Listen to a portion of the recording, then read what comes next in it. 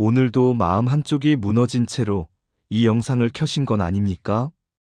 차라리 모르는 사람에게 받은 상처라면 덜 아팠을 텐데, 가장 사랑했던 사람, 내가 끝까지 품고 가려 했던 그 관계 때문에 이렇게까지 아플 줄은 몰랐던 것은 아니십니까? 특히 자녀나 가족, 혹은 아주 가까운 관계로 인해 상처를 받은 사람의 고통은 말로 설명하기가 참 어렵습니다. 겉으로는 부모니까, 가족이니까 내가 더 참아야지라고 말하지만, 밤이 되면 마음속에서는 끝없이 같은 질문이 반복됩니다. 내가 뭘 그렇게 잘못했을까? 왜 나만 이렇게 아파야 할까? 하나님은 이 상황을 정말 보고 계신 걸까? 기도를 해도 상황은 변하지 않고, 말씀을 읽어도 위로보다 허무함이 먼저 찾아올 때, 우리는 조심스럽게 이런 생각까지 하게 됩니다. 혹시 하나님은 이 문제에 대해 침묵하고 계신 건 아닐까? 성경에도 이런 침묵의 시간 속에서 몸부림치던 사람이 있었습니다. 다윗은 시편에서 여호와여 어느 때까지니까 나를 영원히 잊으시나이까라고 고백합니다.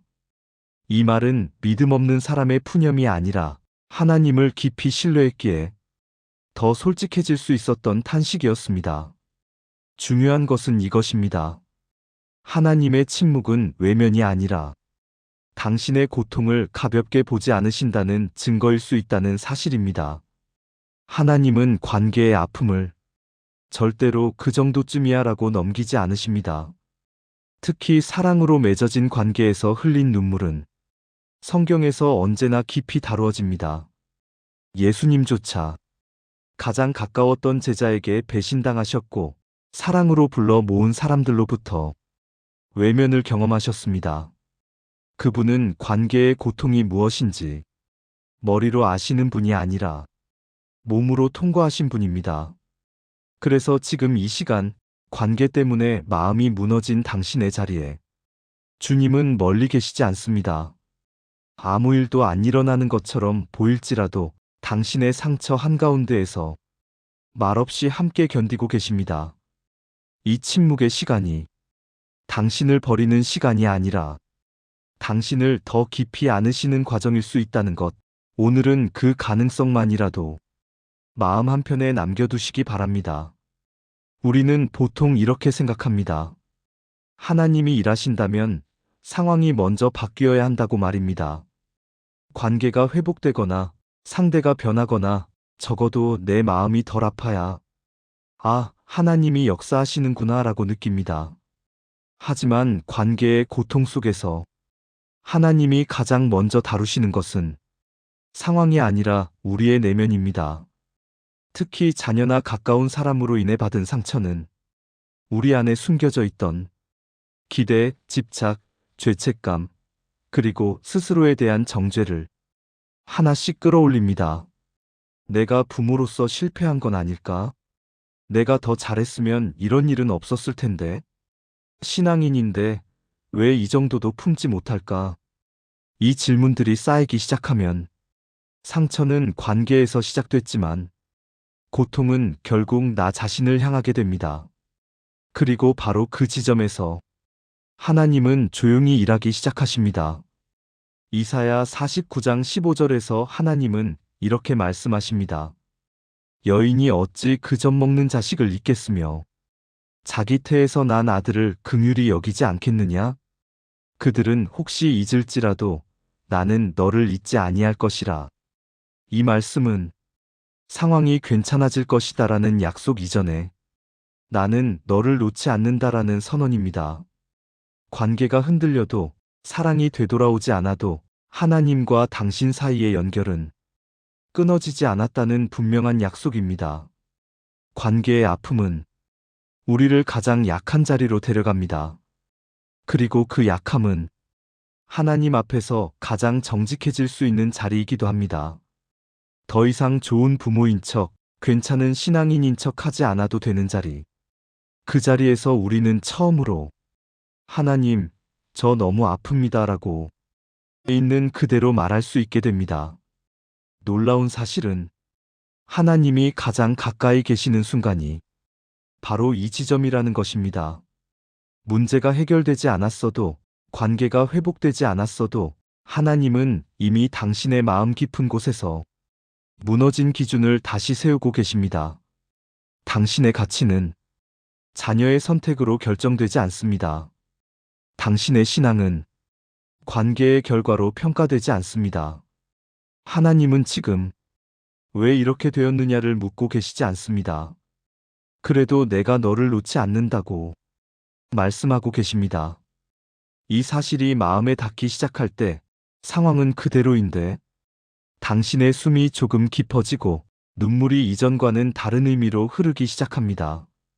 하나님은 그렇게 조용히 그러나 분명하게 당신을 다시 살리고 계십니다. 우리는 종종 이 고통을 이렇게 해석해왔을지도 모릅니다. 이건 내가 지고 가야 할 십자가야. 믿음이 있다면 끝까지 견뎌야 해. 그래서 더 아픈데도 아프지 않은 척했고 이미 무너졌는데도 괜찮은 척하며 하루를 살아왔습니다. 하지만 여기서 한 가지 분명히 짚고 넘어가야 할 것이 있습니다. 하나님은 당신의 고통을 시험 문제처럼 내주시지 않습니다. 그리고 누군가의 선택으로 생긴 상처를 당신의 몫으로만 떠넘기지 않으십니다. 예수님께서 지신 십자가는 사람들을 무너뜨리기 위한 것이 아니라 사람들을 살리기 위한 것이었습니다. 그렇다면 우리의 신앙도 우리를 점점 말라가게 만드는 방향이라면 그건 하나님이 원하신 모습이 아닐 수 있습니다. 관계의 아픔 속에서 당신이 계속 무너지고 있다면 그건 더 참으라는 신호가 아니라 이제는 네 마음을 돌아보라는 하나님의 초대일지도 모릅니다. 성경은 사랑하라고 말하지만 경계를 무너뜨리라고 말하지 않습니다. 용서하라고 말하지만 상처를 무시하라고 말하지 않습니다. 어쩌면 지금 하나님은 상대를 바꾸기보다 당신에게 이렇게 말씀하고 계실지도 모릅니다. 이 관계 안에서 너 자신을 잃지 말아라. 이 말은 포기하라는 뜻이 아닙니다. 사랑하지 말라는 말도 아닙니다. 다만 당신의 존재까지 소진시키면서 붙잡고 있지는 말라는 뜻입니다. 하나님은 당신이 무너진 자리에서도 여전히 사랑받는 자라는 사실을 잊지 않기를 바라십니다. 어쩌면 지금도 당신의 하루는 크게 달라진 것이 없을지 모릅니다. 관계는 여전히 불편하고 자식의 선택은 여전히 이해되지 않으며 기도한다고 해서 당장 상황이 바뀌지는 않습니다. 하지만 분명한 것은 이것입니다. 당신의 마음은 더 이상 혼자 버티고 있지 않습니다. 하나님은 당신에게 관계의 성공을 요구하지 않으십니다. 완벽한 부모, 완벽한 보호자, 완벽한 신앙인의 모습을 증명하라고 말씀하지 않으십니다. 그분은 지금 이 자리에서 무너진 마음으로 앉아있는 당신 그 자체를 보고 계십니다. 예수님은 수고하고 무거운 짐진 자들아, 다 내게로 오라고 말씀하셨습니다. 이 말씀은 잘 견뎌낸 사람들만을 위한 초대가 아닙니다. 이미 지쳐버린 사람, 더 이상 방법이 없어 주저앉아 버린 사람을 위한 초대입니다.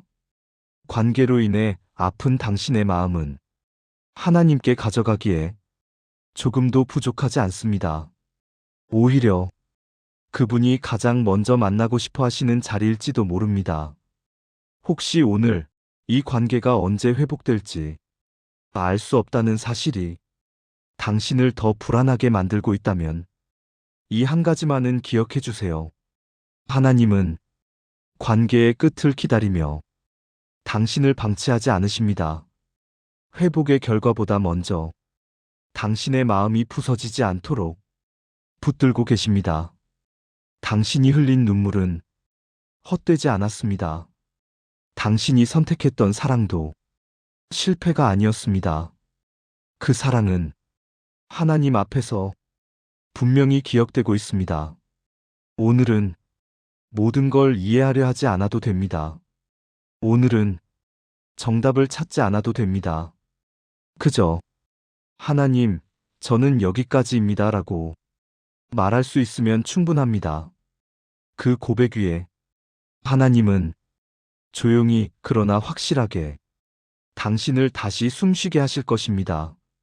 지금 이 순간, 이 영상이 끝난 뒤에도 당신의 삶은 계속되겠지만 당신은 혼자가 아닙니다. 하나님은 관계보다 먼저 당신을 사랑하십니다. 그 사실 하나로 오늘 밤 조금은 마음이 쉬어가기를 바랍니다. 이제 함께 기도하겠습니다. 하나님, 가장 가까운 관계 안에서 가장 깊이 닫힌 마음을 주님 앞에 올려드립니다. 말로 다 설명하지 못한 억울함과 아직 정리되지 않은 감정을 주님께서 아시니 오늘 이 밤 이 사람의 마음을 조금만 쉬게 하여 주옵소서. 관계는 여전히 그대로일지라도 이 마음이 더는 무너지지 않도록, 사랑 때문에 자신을 잃어버리지 않도록 주님 손으로 붙들어 주옵소서. 지금은 답이 보이지 않아도 주님이 여전히 함께 계심을 조용히 믿을 수 있는 힘을 이 사람에게 허락하여 주옵소서. 예수 그리스도의 이름으로 기도드립니다. 아멘.